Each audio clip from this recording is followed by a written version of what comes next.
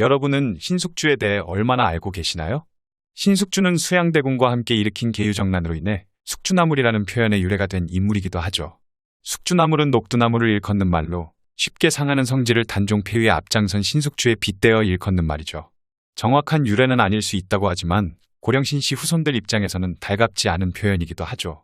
그래서 고령신씨들은 숙주나물을 꼭 녹두나물이라고 부르라고 가르친다고 하네요. 혹시 영화 관상을 보셨나요? 유명한 관상쟁이로 나오는 송강호가 임금 문종의 명으로 반란을 일으킬 소지가 있는 신하들의 관상을 보는 장면이 있습니다. 그 중에서 신숙주에 대한 관상평이 나옵니다. 신숙주 대감은 아주 영리한 사람으로 누구보다도 쉽게 벼슬에 올랐을 것입니다. 그리하여 권력보다는 아녀자에 더 관심이 있어 보입니다. 영화를 보다가 신숙주를 왜 여성을 좋아하는 인물로 평하지? 라는 의문이 들지 않던가요? 왜 신숙주를 그리 평하는지 이제 과거 속 그의 행적을 찾아 떠나봅니다. 수양대군과 신숙주의 만남은 수양대군의 의도가 들어있었다고 짐작이 됩니다. 당시에는 분경금지법이라는 게 존재했는데 왕족이 대신과 만나는 걸 금지하는 법안이었습니다. 1452년 문종 2년 8월 10일에 수양대군은 정수충이라는 인물과 함께 자신의 집 앞에서 이야기를 나누고 있는데 마침 신숙주가 집 앞을 지나가게 됩니다. 그러자 수양대군은 우연이라는 듯 이복에 신수찬이라고 불렀고 집으로 초대해 술을 마시게 됩니다. 그 당시 신숙주의 직책은 수찬이 아니라 직제학이었지만 수양대군은 예전에 직책으로 불렀던 것으로 보아 이미 신숙주를 눈여겨보고 있었다고 짐작됩니다. 두 사람은 술잔을 기울이며 의미 있는 대화를 나눴을 겁니다. 그리고 나이도 동갑이라 대화도 잘 통했을 거라 여겨지죠. 이때 수양대군이 장부는 사직을 위해서는 죽을 수 있어야 한다는 말을 하고 신숙주는 그에 대해 장부가 아녀자의 품에서 죽는다면 세상 일을 모르는 것이라고 답변을 합니다. 여기에서 보듯 신숙주는 비리비리한 서생의 이미지가 아닌 술을 좋아하고 호탕한 성격이라는 게 드러나죠. 실제 수양대군과 신숙주는 둘 다 술고래의 여색을 밝히고 야심가라는 점에서 아주 비슷합니다. 이날 이후 신숙주는 중국의 사은사로 가는 수양대군의 비서가 되어 5개월간 동행을 하게 됩니다. 이때 두 사람은 완전히 의기투합하게 되죠. 훗날 세조가 된 수양대군이 나의 위징이라 불렀을 만큼 신숙주에 대한 그의 총애는 대단했습니다.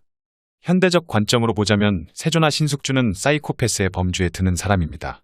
1920년대 독일의 쿠르트 슈나이더가 처음 소개한 개념으로 반사회적 인격장애증을 앓고 있는 사람을 가리키죠. 이들은 발정, 광신, 자기연시, 의지결여, 폭발적 성격, 무기력 등의 특징을 지닙니다.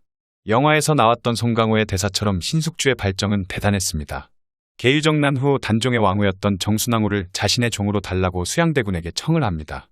원래 반정이 터지면 관련된 부녀자들은 관노비가 되는데 대신들에게 산노비로 하사한 전례도 있습니다. 신숙주 역시 사육신 사건 이후 최면의 누이와 선비 조원규의 아내와 딸 등을 여종으로 차지를 했습니다. 도가 지나쳐 한때 자신의 주군이었던 단종의 아내까지 탐을 냈던 거죠. 사실 정순왕후는 상당한 미인이었다고 알려져 있습니다. 게다가 나이도 16세로 아주 어렸죠. 이런 정황을 보더라도 신숙주의 세격이 얼마나 강했는지 능히 짐작이 가죠? 그래서 영화에서 송강호가 신숙주를 출세보다는 여색을 더 좋아하는 인물이라 평하게 됩니다. 수양대군이 아무리 사이코패스라도 자신이 간택했고 조카 며느리이기도 한 정순왕후를 신하에게 놀이개로 내어줄 수는 없었을 테지요. 세조는 정순왕후를 부군을 잃고 후궁이 기거하는 정업원이라는 곳에서 기거하게 합니다. 그 후 신숙주는 세조가 즉위 후 좌익 공신이 되고 성종이 즉위한 후에는 좌리공신에 오르는 등 출세 가도를 달립니다. 변절자의 대명사이기도 하지만 본인 자신은 죄의식이 전혀 없는 사이코패스적 성격을 많이 보여줍니다. 실록에서도 신숙주의 성격에 대해 활달했고 자질구레한 것에 구애받지 않았으며 어떤 일을 결정할 때는 거침이 없었던 인물이라고 기록하고 있어요. 좋게 말하면 거침없는 성격이고 나쁘게 말하면 자신의 이익을 위해 물불을 가리지 않는 사이코패스적인 인물이기도 합니다.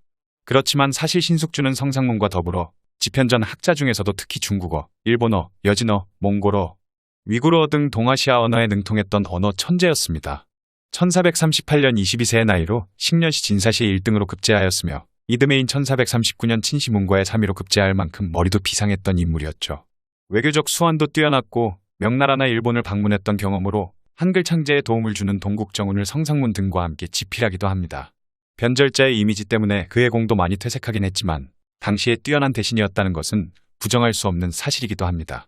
오늘의 소소한 인문학은 여기서 마칩니다. 감사합니다.